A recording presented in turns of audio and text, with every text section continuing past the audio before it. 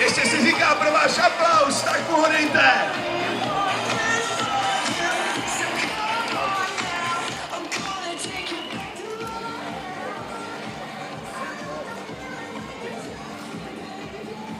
Ano, prošvihnu a on mi bude nadávat.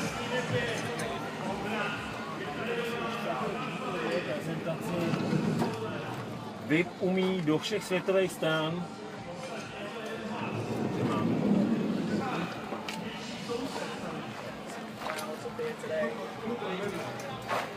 I wonder if we're going to see any wall ride passes as well, like the famous one from Michael Morosi a few years ago. There's Natalia, the Polish rider, with her teammate, offering some support as well.